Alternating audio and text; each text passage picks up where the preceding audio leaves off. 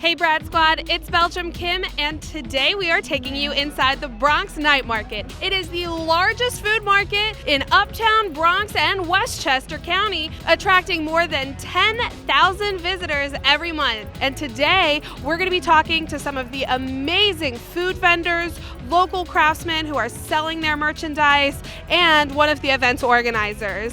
With over 40 hand-picked food, beverage, and merchandise from local vendors, it strives to bring some culinary diversity to the area and allows the local food entrepreneurs to mix and mingle with some of the community. I'm taking you inside right now, Brad Squad. Check it out. We are here with Bronx Night Market organizer Marco Shalma. So how did two people come to create something this huge? 10,000 people come every month? Amanda and I started talking about the idea of a night market early last year, 2017. You know, when we kind of just saw the Queens Night Market and Smorgasburg, and just like a popping scene. And since we work and live in the Bronx and have most of our businesses and orientation over here with young entrepreneurs, and we love food. Right. Love food. Great reason. So we started playing with the idea. This year, things kind of came together a lot better for us. We got some great partners involved, and then we decided, let's go, let's do it. Giving shine to local entrepreneurs. How do you choose what vendors to feature? Mostly it's food. It's a celebration of food. So the idea is like at least like 2/3 of the vendors should be food and a variety of flavors, right? And then we do like different kind of merch, mostly local, handcrafted, nothing big companies and stuff like that. And that's it. All we want to do is a celebration of entrepreneurship, food entrepreneurship, people that really kind of come outside and get a chance to expose themselves to even more crowds. Yeah. Brad Squad, we are here with Donna, the owner of Dax. Donna, what is Dax? Dax is our original Caribbean food truck, and Dax is originated from our family name, named after my children. And so, we've been in business for a year now, and we're over the Bronx and Westchester, servicing our community. How did you come to participate in the Bronx Night Market? Being out there, again, on social media, a good friend of mine, was at the first event, and then reached out and said come and let everyone know about Dax, and here we are. What's your immigration story? Been here 35 years. Woo! Came here as a young one, go through school and college, and originally we're from Jamaica / the Grand Cayman Islands, and our main focus is our oxtail or jerk chicken, curry goat. Oh, that's a touch of home. These family recipes. This is Grandmama's secret. She would always get us in the kitchen. Oh, let me tell you, you have to be in the kitchen when Ma is cooking, because you can smell the food down the block. And so we have them. We just extend that out and sharing it with the community. What's the response been like in the last year? It's been amazing. Smells amazing. Come get your belly full. Hey Brad Squad, we are here with two of the owners of Uncle T's Spices. We got Evelyn and the man himself, Uncle T, here. How did this idea begin? Well, it began with my love for food. I love food. I caught the bug early on when I was cooking with my mom. My parents were immigrants. We came to the United States from India when I was 7 years old. It was so tough for us growing up just because my dad was the only one that worked and the economy wasn't in the greatest state, but he came wanting the American dream for us, which was a great education, a better life, right? And to develop his own business, and that's how I learned the hustle. I'd help my parents cook, I'd help them in the kitchen just because they needed the help after work and stuff like that. And so I just fell in love with it, and I've been cooking ever since. I'm a personal chef now with over 12 years of experience, and we wanted to bring something healthy to the market so people could really enjoy their food and enjoy their health all at the same time.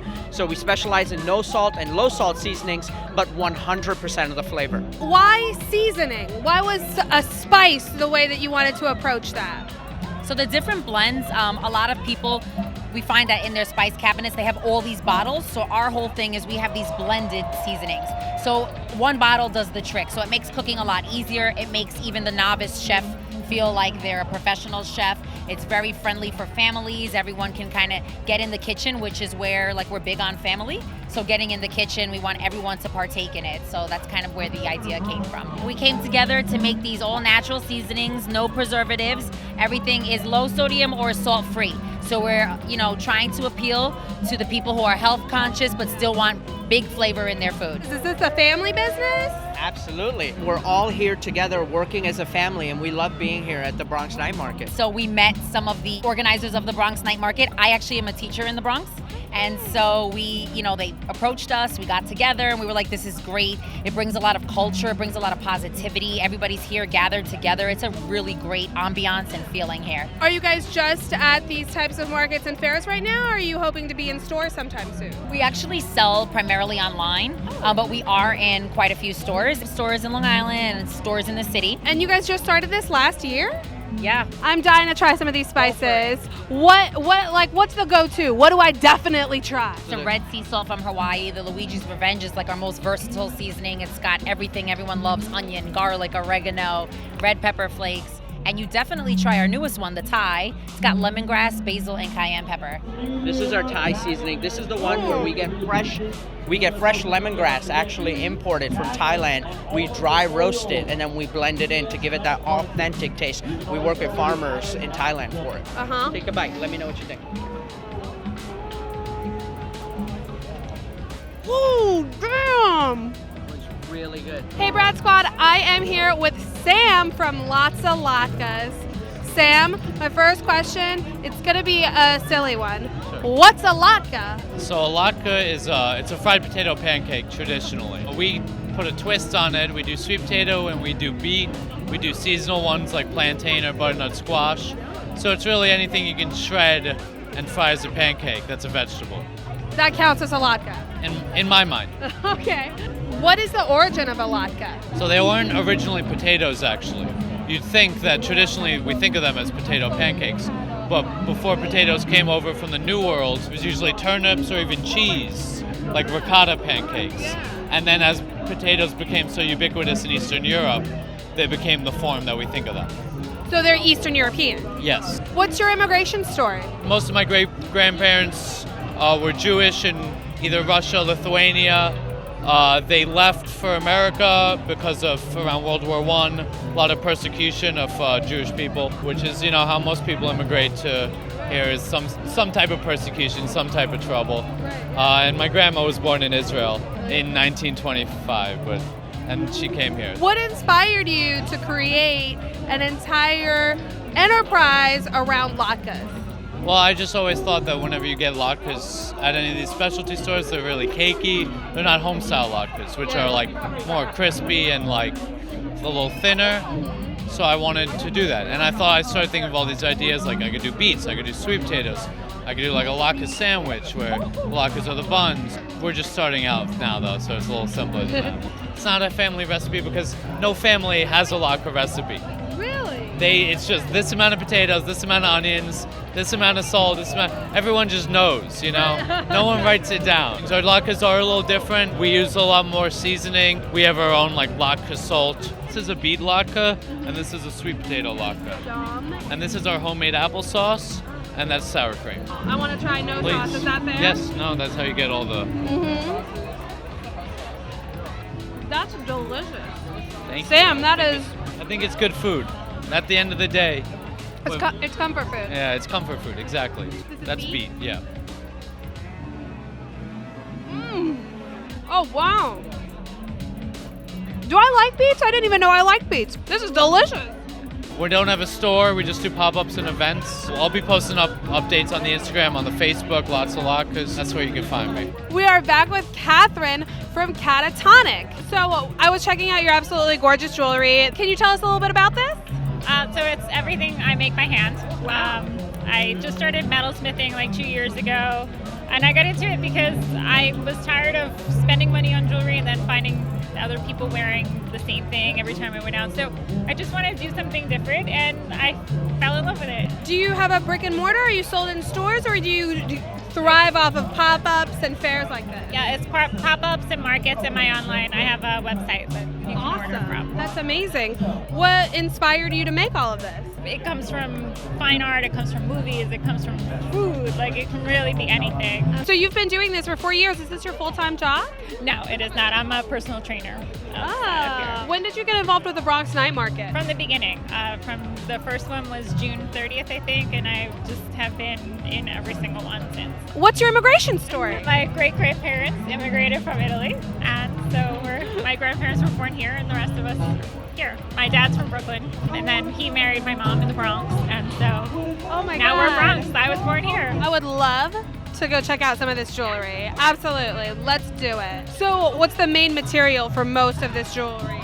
Mostly sterling silver is my favorite medium to work with, and then I get into copper and brass. And then, of course, my guitar picks, and I kind of go through everything. So semi-precious stones, Swarovski crystal.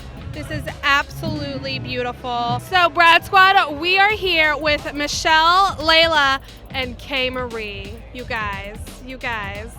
What may be the smallest Bronx Night Market attendant here today. So what actually brings you out to the Bronx Night Market tonight, ladies? The food, the atmosphere, Bronx pride. How long have you been coming here?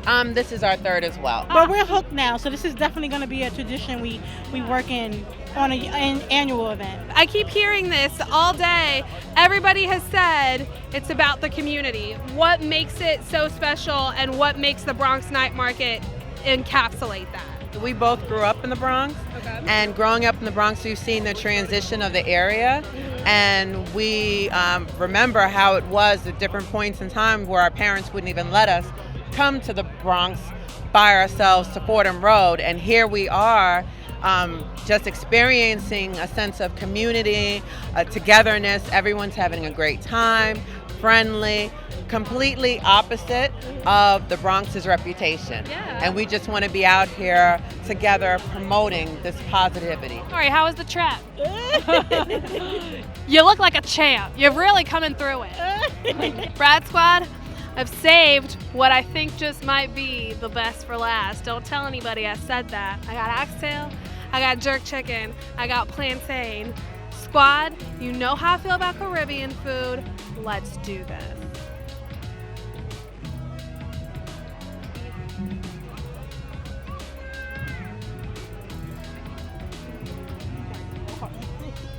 That's amazing. That's amazing. That's so flavorful. That's fantastic.